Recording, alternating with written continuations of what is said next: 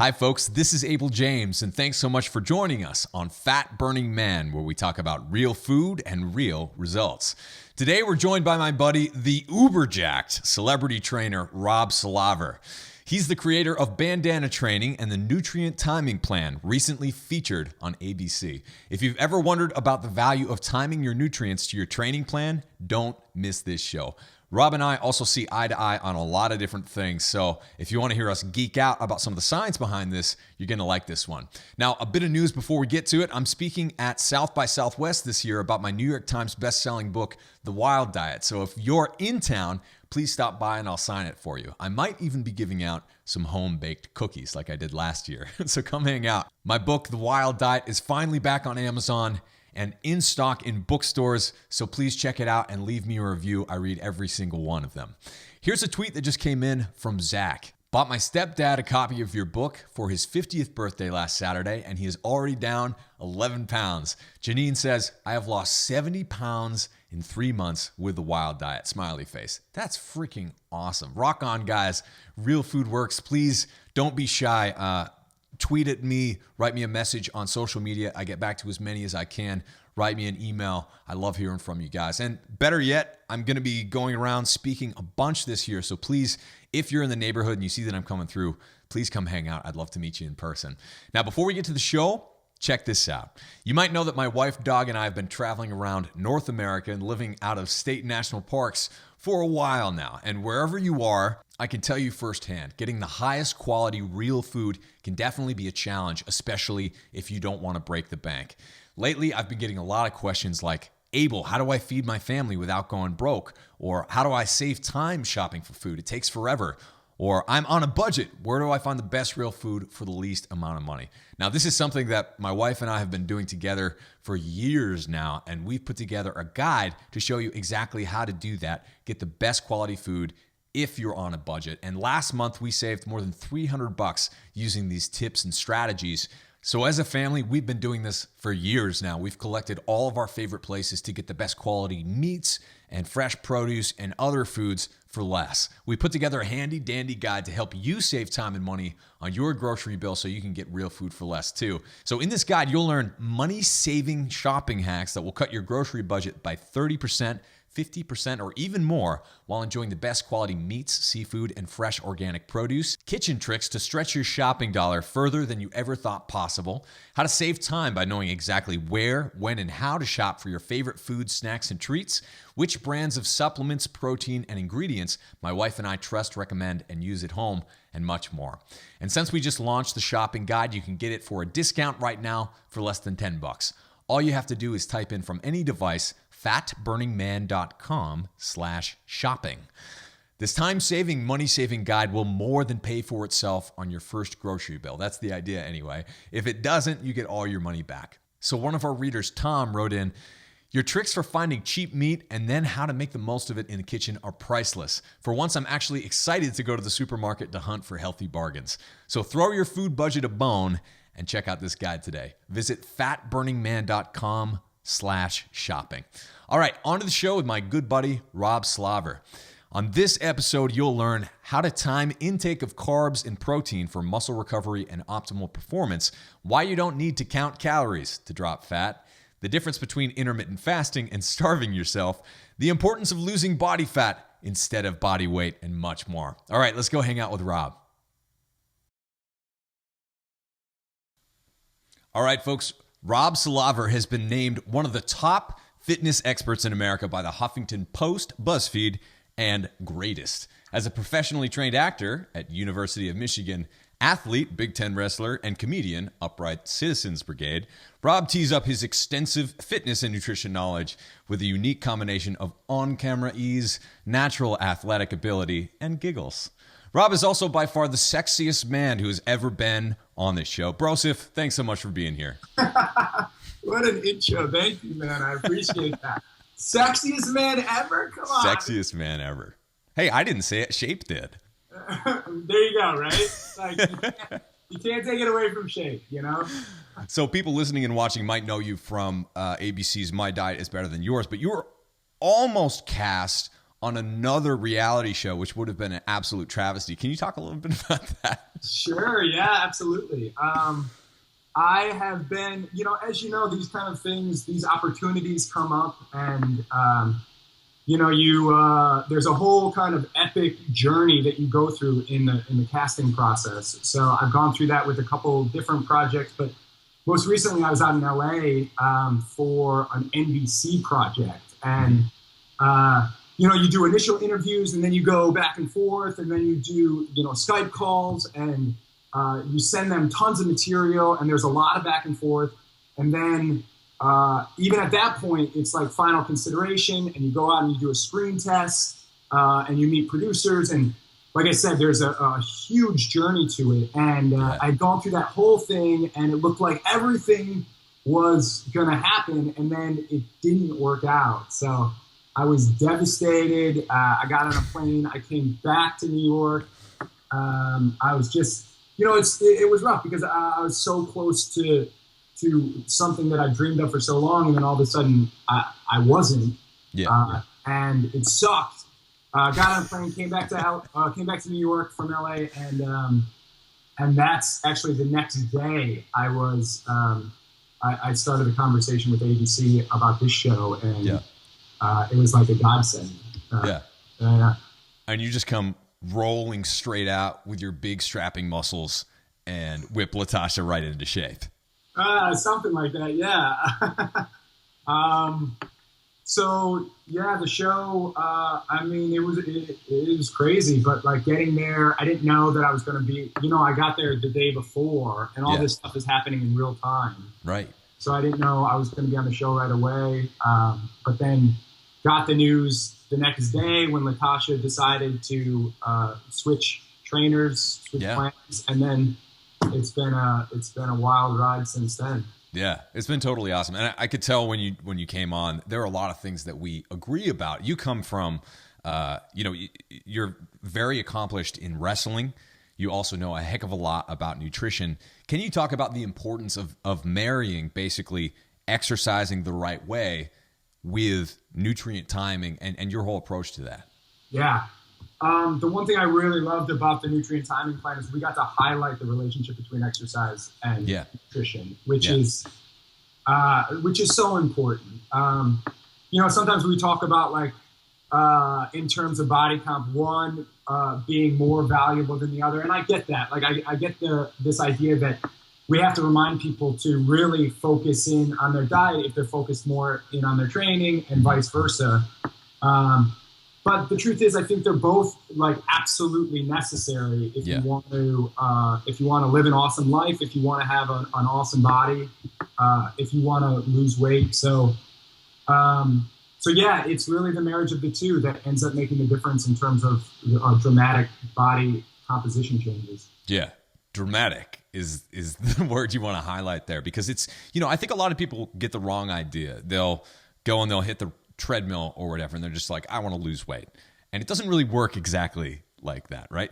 I think, when you look at people who get those transformations, a lot of times it might be a happy accident that they start working out and then they start thinking about nutrition because they're hungry at different times. Their body is kind of like working in a different way, and they hone in on that. Same thing when you start eating the right way. You might want to get out there, you have more energy, you can do a better workout, you want to work out, you're feeling more positive. So what are some of the benefits when it comes to actually like getting that workout? I know you say come into a workout a little bit hungry and then you refeed afterwards, right?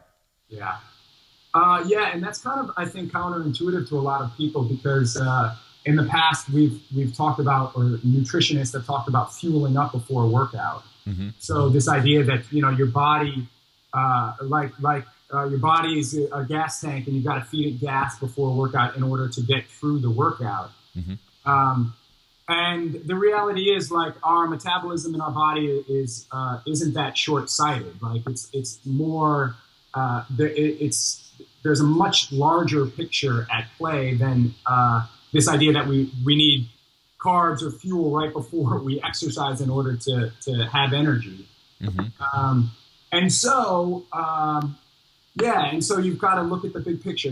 That's the truth with all of our kind of metabolic science, is like, can zoom out and say, like, what's the overall picture, because that influences so much of the specifics. Yeah. And certainly that's true with nutrient timing, that consuming nutrients after your workout in your post-workout window is one of the most valuable times to get nutrients in your body. So it's more a question of priorities than anything else. Yeah. So when you're coaching someone and say they're like intermediate level, what are you having them eat post-workout? So post-workout, a lot of times what we'll end up doing is kind of positioning all of our carbs for the day post-workout. Okay. So I don't initially necessarily like change their carb intake unless it's wildly off. Yeah. But what we end up doing is moving things around initially. So, and that's what nutrient timing is all about, is that in this post-workout window, try to kind of move the bulk of your carbs. And it's amazing because people get great results without changing what they're eating during the day. They're just changing when they're eating stuff. Right. And it's a great first step. And again, with so much of this stuff, I like to shoot off a couple firecrackers and then basically kind of see how the body adapts, and then shoot off a few more and then see how the body adapts. So there's this constant process to it, as opposed to this idea that you basically change everything, which I find to be too extreme and ends up kind of setting people up for failure, or setting people up for like what the hell just happened sort of mentality. What about the sources of carbs? I get this quite a lot from some people, because you have very different camps, right? You have some people who are just like, always keep it whole foods. You have other people who are taking like dextrose and sugar powders and all this other stuff to get as ripped as possible. Where do you fall on that? Yeah, I mean, for the most part, I tend to focus more on the whole food spectrum of things. Generally speaking, I think we all need to rely more on whole, unprocessed, wild, natural foods. But it depends on goals. So for some people, I have some clients who are at the opposite end of the spectrum in that they're having trouble gaining weight. Right. And in that case, the kind of more processed supplementation type of food is super valuable because it's dense, and we need that kind of nutrient density in order to get the scale moving, basically, so that they can pack on some pounds. So more than anything, it's kind of individual goals that dictate exactly what we're using. Yeah. But for the most part, I think most people can rely more on whole, unprocessed foods. Yeah. I'm so happy to hear that, because a lot of people still have the wrong idea. They see someone who looks ripped, they work out in gyms or whatever, and they assume that they're taking all of these crazy supplements all the time. And so they go out and buy these things that are basically pure sugar, and they're like, why am I not getting results? It doesn't really work like that. Yeah, no, absolutely. And the supplementation world is so confusing. There's so much out there. Yeah. I'm sorry. It's all good. There's so much, it's just unregulated. Like, it's still the wild, wild west in many ways. And supplement companies can make all sorts of claims on their products that are or are not true. And as the consumer, it's hard to kind of decipher between what is legit and what is not legit. Yeah.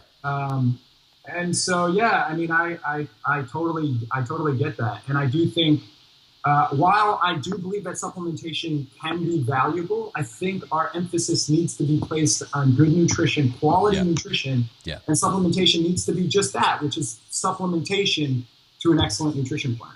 Yeah. So a lot of people, they'll write in, they'll ask me this question, especially around the nutrient timing thing or the carb timing thing. They're just like, well, when should I work out then? What's your answer to that? Yeah.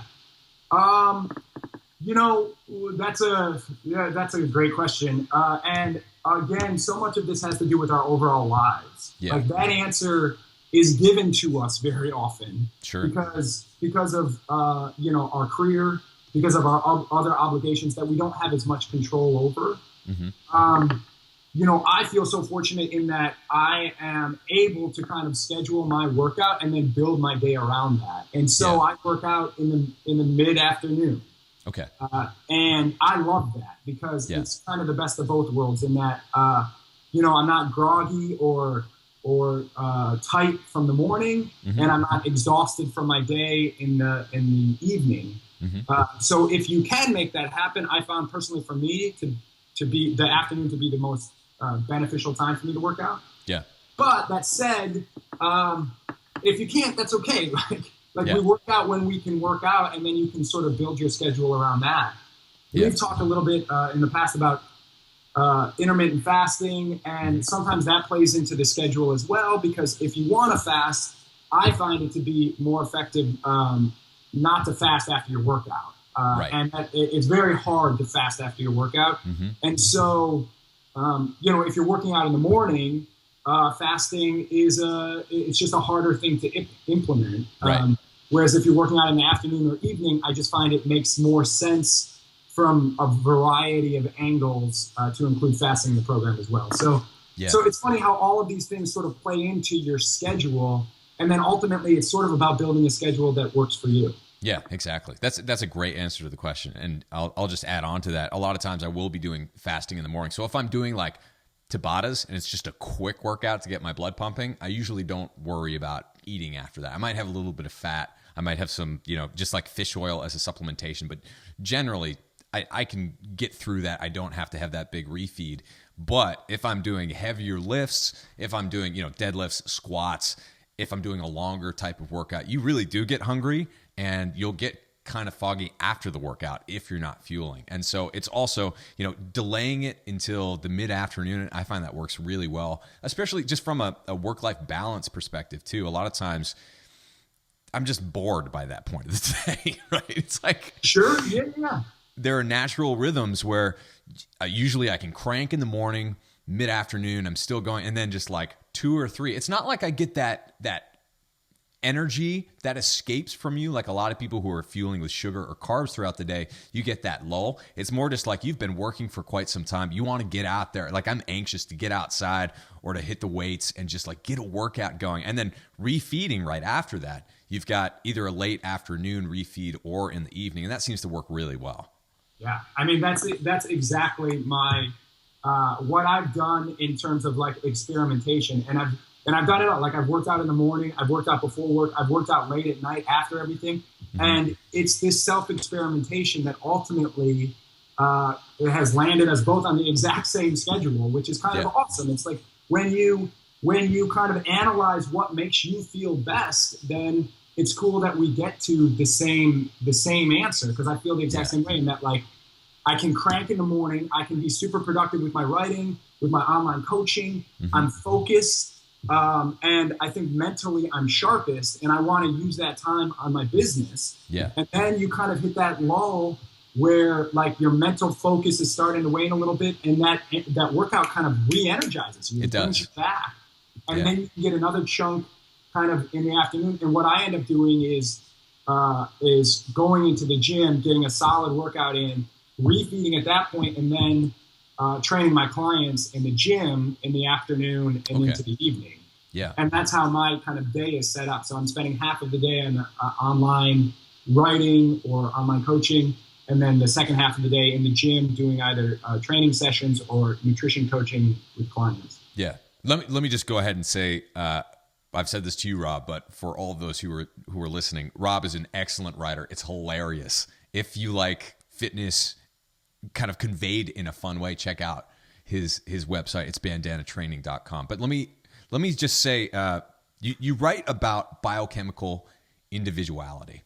And that's something that a lot of people don't like to talk about because it really complicates things. But what are some things that have, you've trained a lot of people. What surprised you as it relates to everyone being a little bit different?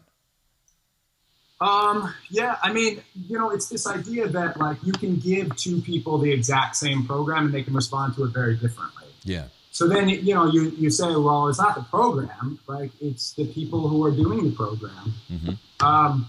And so much of my coaching and so much of my advice is also so much about listening to the feedback that you're getting from either your client or from your own body in terms of, how you look, how you feel, and how you perform. because that's so important, because the reality is there's a million different ways to do this stuff. And if you found a way that makes you perform well and look great and makes you happy as hell, then you're doing it right. There's no question about that. Yeah. And so we have to, the self-experimentation is so important because of bio-individuality, because we all respond differently to the exact same stimulus. Mm-hmm. Is there anyone? So, okay, one thing, we do have some people who write in and they're just like, I'm a hard gainer. And they don't always get great advice, because most advice is kind of, especially you find on the internet or in the media, it's all about fat loss, right? What do you say for someone who's a hard gainer? What are some things that they can do if they want to improve their physique? Yeah. Well, so the first thing I do is sympathize with them, which they don't get very often. Yeah. Because, most people are like, oh, you're so damn lucky. Because, a lot of people are trying to lose weight. But the reality is that hard gainers have it just like they have the body, the same body envy that endomorphs have, in terms of like looking at other people and saying, man, I wish I could do that. Mm-hmm. And it's just as challenging for them to gain weight as it is for the endomorphs to lose weight. Yeah. So I think that's nice for them to hear, because often they don't get that. Right. And then from there, it's that reminder that their commitment to nutrition has to be just as strong as the endomorphs, and that they have to like really focus on eating, and eating consistently, and and layering food, basically like figuring out how to slip in more calories, more fat, more carbs than they might otherwise want to, in order to get the scale moving. So again, using progress as your barometer, and then saying, what do I have to do to accomplish this progress? And so, I encourage them to use the scale and to know, like, if the scale isn't moving, they're not adding the mass that they want to add, and then making adjustments from there. Yeah. Let's talk about this, because I recently read one of your articles about variety and CrossFit versus some of your training, which I loved your perspective on that. So variety, it's a double-edged sword, right? Can you talk a little bit about that?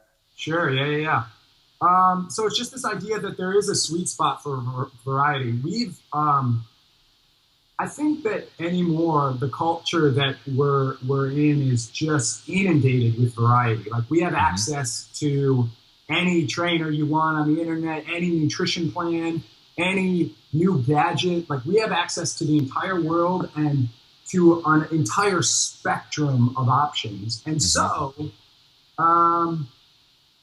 that creates a little bit of chaos. And and what ends up happening is we kind of value variety over what I think we should value, which isn't so much what is different, but it's what is best or what is better.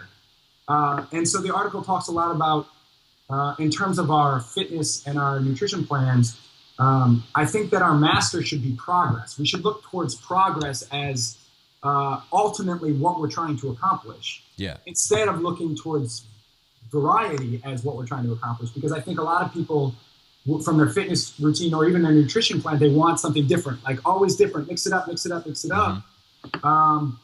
if that comes at the cost of progress, I argue that that's not a good thing.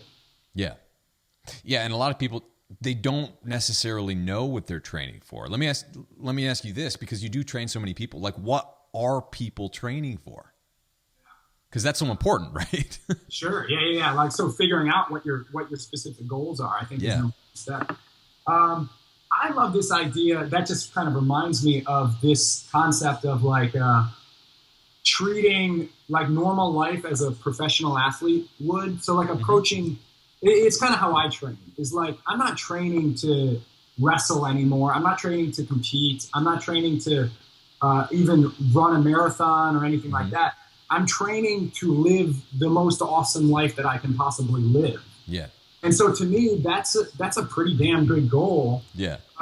It's just a little bit more elusive than something like, I want to run a marathon, or I want to, compete in the CrossFit Games. But I love that idea. I love that, like, treating life like a professional athlete and training accordingly is kind of how I approach things. Yeah. So you can't have a goal to be as big as possible and maximize longevity at the same time, right? How are these goals like contrary to each other at some points? So, well, wait, say that again. So in terms of like getting just kind of repeat. Yeah. So for example, some people walk into a gym, they might not know exactly what they want. Maybe they want to look like Schwarzenegger or something like that. Or you could just want to be healthy and have a little bit more energy. How would you adjust training on both sides? Because some people don't really know the difference between those things. Yeah, sure. That's a good question. I mean, I think that I love this idea of phase training. So with my phase training, and usually I break them up into what I call meso phases, or about like 1 month blocks, 4 or 5 week blocks. Yeah. And so the beauty of that is that you can kind of shift your emphasis on a block to block basis. So, you know, if one block is a hypertrophy block where you're really trying to get bigger, that's great. And that gives you kind of that very specific focus for that meso phase. And then maybe you can move on and, you know, it might be more kind of a general physical preparation phase, or more like, I want to feel good. I want to have more energy phase. And then you might move on to a body composition phase or a fat loss phase. And so you're like constantly moving through a variety of specific goals. Yeah. And that really allows you to keep your training fresh, because you're not, you know, constantly trying to say like, I just want to get bigger, I just want to get bigger, I just want to get bigger. And then things get a little mundane. Right. And so a lot of people, they have those goals, but they don't necessarily pay attention to something that I know you pay attention to, which is body composition. So they're looking at the scale, and that's kind of it, right? But what you really want to look at is muscle gain or loss, fat gain or loss, right? And then there's the whole water thing or whatever. But basically, so how can you get people to focus on the right things when it comes to body composition, specifically fat and muscle? Sure. I mean, that still is such a, like, we have to make that shift. In terms of the national conversation on health and fitness, we have to make the shift away from the scale towards body composition, towards you know, percentage of body fat even would be a better number than just the scale weight, because as we both know, the same weight can look very, very differently on two different bodies. Yeah. So, and so, I mean, it's just about education. It's about teaching people ultimately that certain numbers matter more than other numbers, and that we need to get away from, BMI and scale, and need to move on towards just more intelligent metrics. Right. And you can burn muscle if you try to lose weight too quickly. And a lot of people do that, especially if you go forward like the chronic cardio route. Even myself, when I was running marathons, I was at like 148. And normally I'm like 165, 170, and I feel a lot better up there. But if you're overtraining, if you're not fueling correctly, you can get really small. You can sacrifice a lot of muscle. So what can you do to prevent that?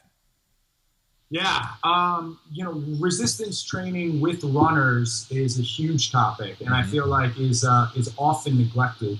Yeah. Runners love to run. They just run, and they keep running, and they keep going, and even if they have an injury, they keep running. And I know, because I'm a runner, and I deal with injuries, and sometimes I run through them, and it's terrible. Yeah. Because running, like, you love running. I love running. It's so wonderful. Right. But to add that resistance training into the equation, into your overall plan, to figure out how you can possibly slip that in there, makes a big difference. Not only in terms of your body composition and your lean mass, but also in terms of your running. Like, it makes you a better runner. Right. So, and the only reason that I think people often don't is because they're just not as comfortable in the weight room. Yeah. And that's been, that's a kind of a constant goal of mine, is how do I educate people? How do I get people comfortable in the weight room so that this can be a part of their everyday lives? Because I know it can be intimidating to walk into a gym or to be a part of a gym, especially when you don't really know what the hell's going on. Yeah. So what are some exercises that you would recommend, especially for runners just getting started? Yeah. I mean, being a runner yourself. What's that? Being a runner yourself, because you don't have the typical like runner's physique. Right. So much of Well, a couple things. One, like your overall programming is important because it's hard to pound the legs too hard in the weight room when your running volume is high.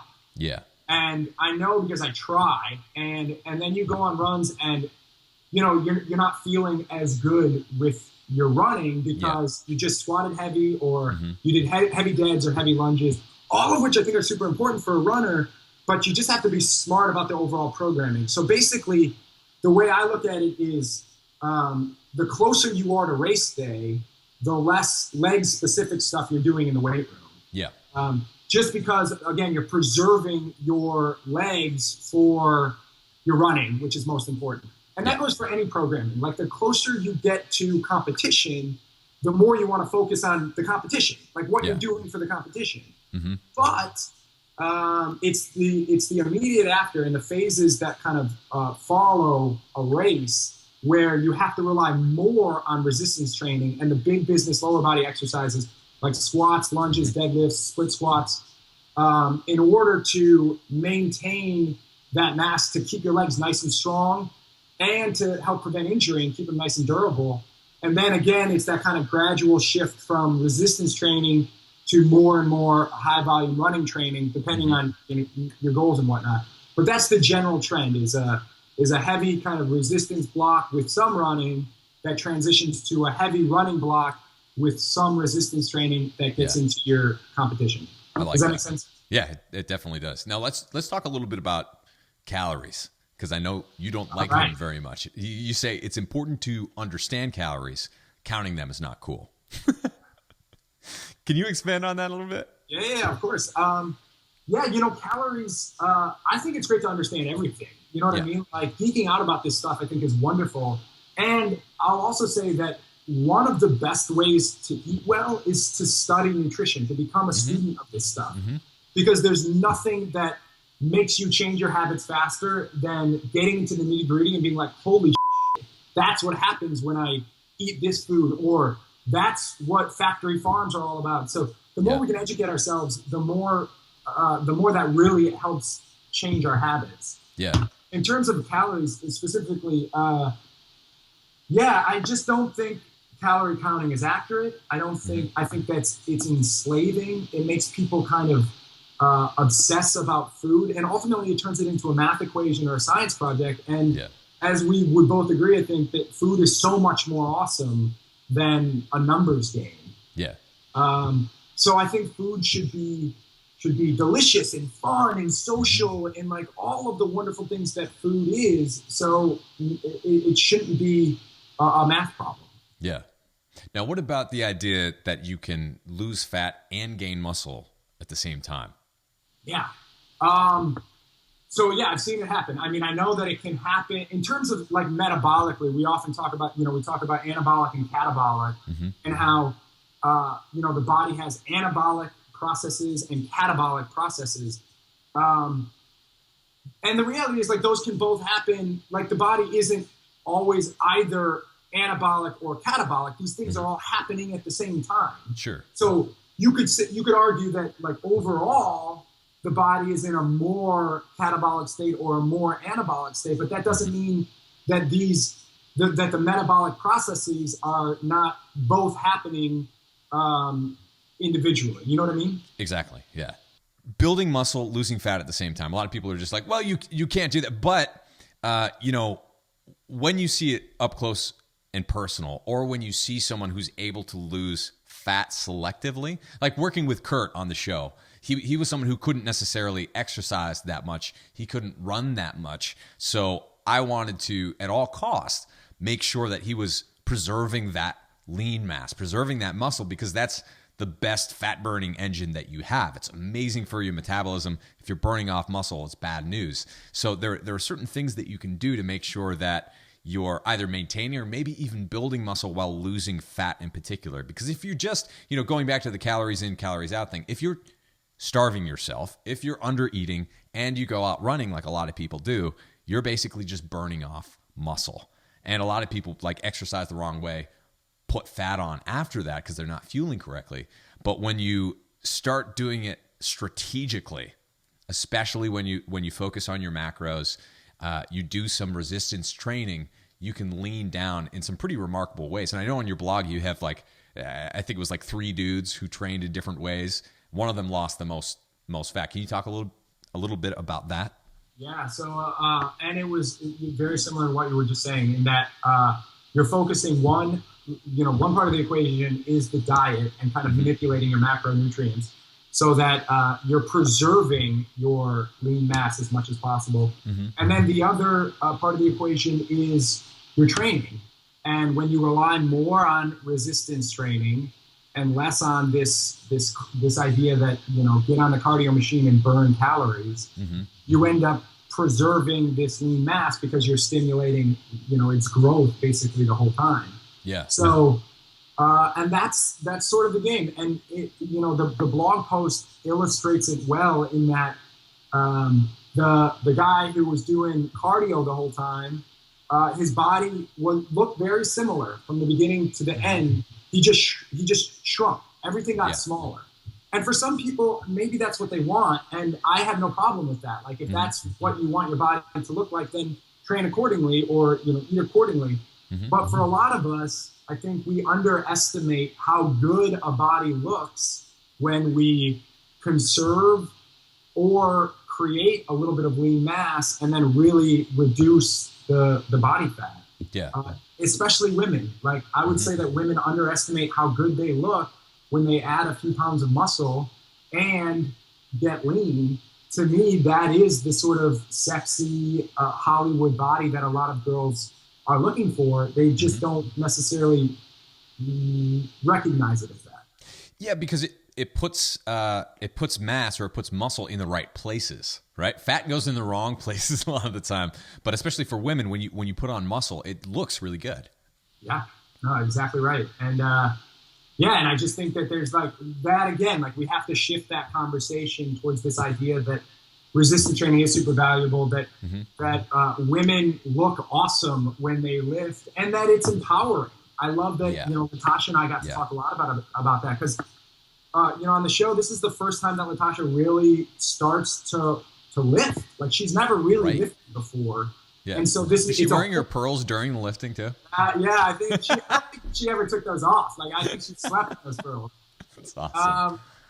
So when women end up feeling strong, they end up feeling very capable. And that's another big component of weightlifting. It makes us more capable. And so that's awesome to me. Like this idea that girls can be super strong to me is like, hell yes, let's make that happen. It's so awesome. When I met my wife, Allison, she was doing kind of the chronic cardio thing and a lot of it, like a lot of times twice a day, 2 hours on the treadmill. These days, she's a lot more strength-based and does things like kettlebells. And I can tell you, when she wakes up in the morning and she's doing kettlebells, it makes me want to work out so bad. And it's one of those awesome things that happens when you see someone doing something positive around you. It makes you want to be better. So how can you, when you're training someone, how can you make sure that they're not being pulled down by the proverbial crabs who want them to, stay miserable in their own little box, as opposed to really being that light that can help other people live health? Yeah. Man, that's huge. I mean, I think just continuing to be a positive role model for them. I look at, both of us, like we live and breathe this stuff. This is about so much more than just a business. Like this really is our lives. Mm-hmm. Like just kind of continuing to be that role model for them to look at fitness and to look at nutrition as the base, as the foundation for a really awesome life is what this stuff is all about to me. But that's so important, our social circle. Sometimes I talk about that specifically with my clients in that, like, what's the saying? Like, it's not you are what you eat, it's you are what your friends eat, or you are what your loved ones eat. Yeah. And that, like, that's how profound our social circle is on our food, on our training, on our lifestyle. You have to look at those barriers a lot of times when you're hoping to make some dramatic changes in your life, because sometimes it is our circle that is tough. that's a bit of a roadblock, and we have to kind of figure out ways to manage that or improve it or to make that align with our new goals and our new lifestyle. Yeah. So how do you eat every day? What does a typical Rob meal look like? So I've been playing around. I mean, I play around with food in that, like, I'm constantly trying new nutrition plans, new diets. I love to, right now, I mean, I fast occasionally.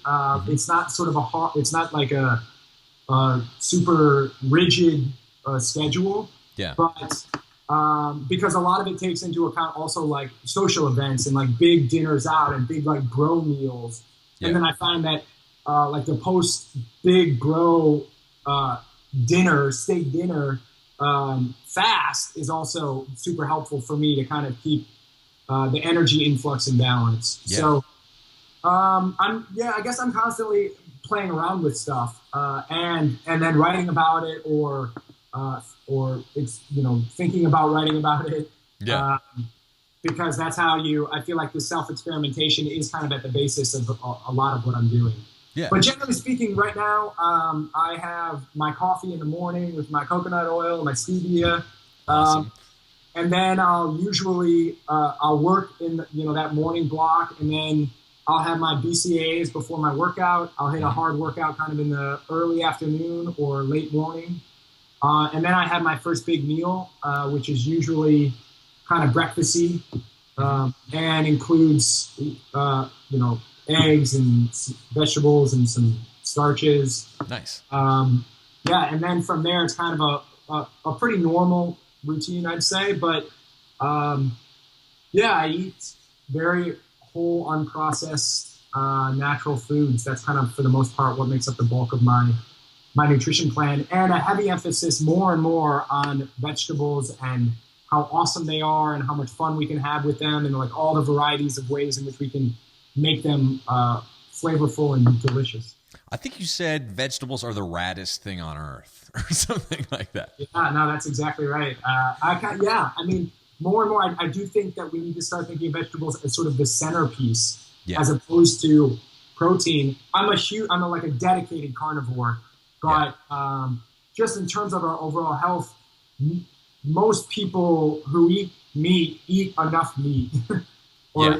So that, like, I think it's just beneficial for me to talk a little bit more about the importance of vegetables because I think we all do ourselves a big favor by eating more vegetables than we do. Yeah, I totally agree with that. And I've said it many times, but after interviewing like 200 plus of the world's top experts who disagree about everything, they all agree that we should all be eating more vegetables. Vegetables are awesome. They're a secret weapon. I do it every single day. And it's something that you feel too. At first you're just like, oh my God, I'm eating vegetables. But once your body gets used to it and links how you feel later to actually eating them, you start to crave. I get cranky when I don't have vegetables at this point. Honestly, I feel the exact same way. So when I travel or go home or am outside of my normal routine and have a little less control over my nutrition plan, I feel it. I'm like, man, like I don't get these same sort of nutrients that I get from my vegetable heavy diet at home.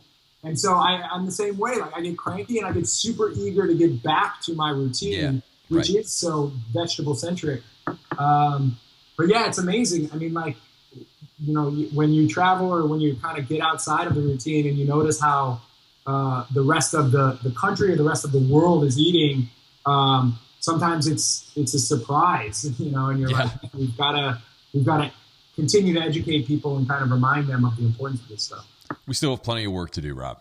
Yeah, exactly. That's the other thing, that excites me so much about this show and this opportunity and meeting you and geeking out about what we both geek out about is like, I've never felt in competition with other awesome, smart, brilliant coaches like you, because there's an entire world of people that need our help. Yeah. It's like we're on the same team as far as I'm concerned. Even on the show, like we're on the same team. Ultimately, it's us against metabolic syndrome. It's us against obesity. It's us against all that other crap it's not us against each other. And so Yeah. I'm always trying to kind of steer the conversation towards that, which is like, we're fighting the same battle. Yeah, we are. And we agree about pretty much everything. Yeah. I mean, I don't think there's anything that we have yet. As much as it could be spun in a different way, we definitely see eye to eye on this. And you have to, because there are principles about health that are just ultimately true. Yeah, absolutely. You know, it's funny. I don't know if, I think I can talk about this, but basically the first plan that I pitched on My Diet is Better Than Yours is sort of in line with my Shred Kitchen, which was very similar to what you had done on the show.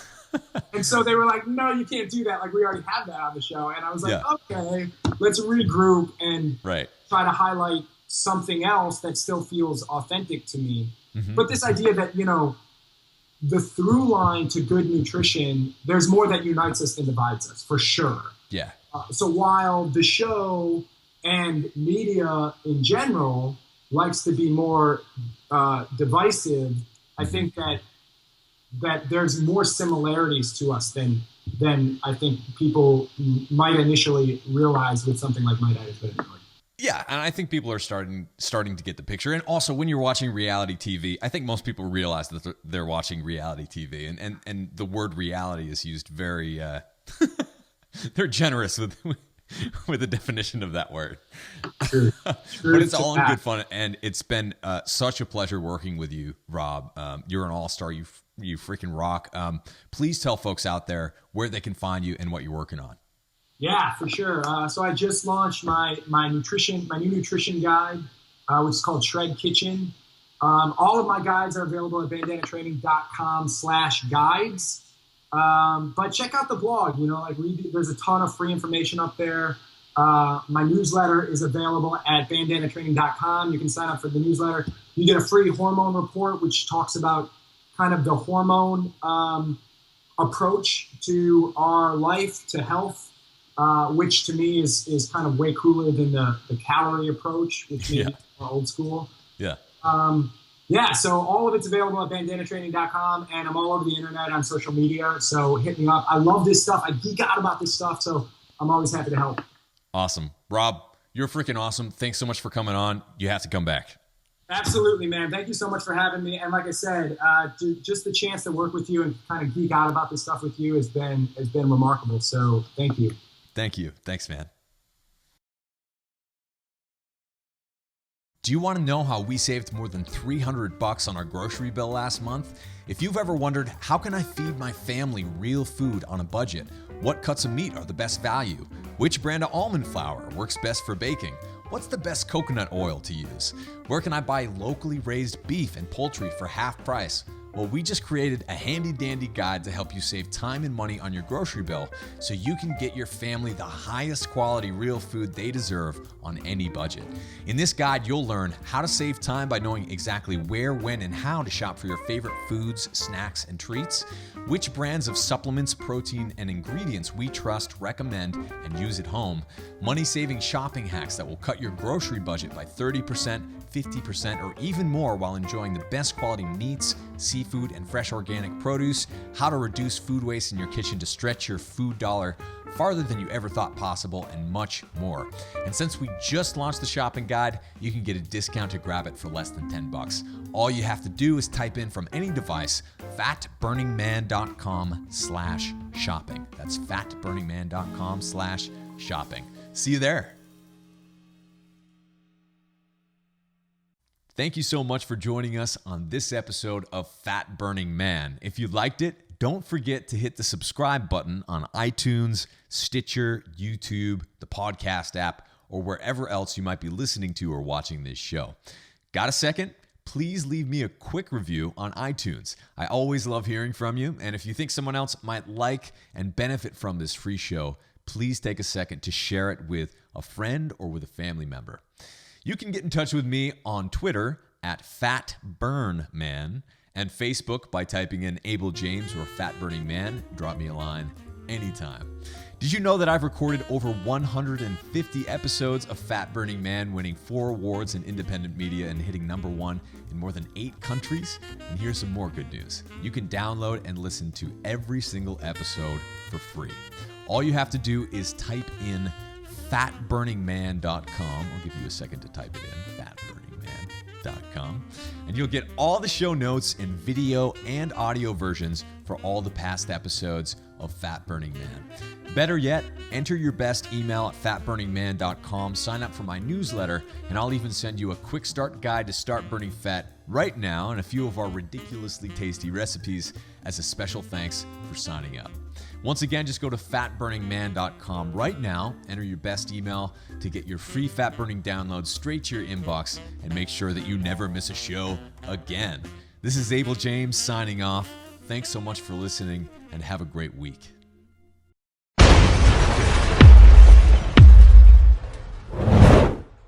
This is my way of life from now on. You know, I've got my kids eating it, my granddaughter's eating it. You know, I mean, this is the way our family lives. So, I mean, you can come over anytime, look at my pantry. There is nothing processed except for some of the baby food in my pantry.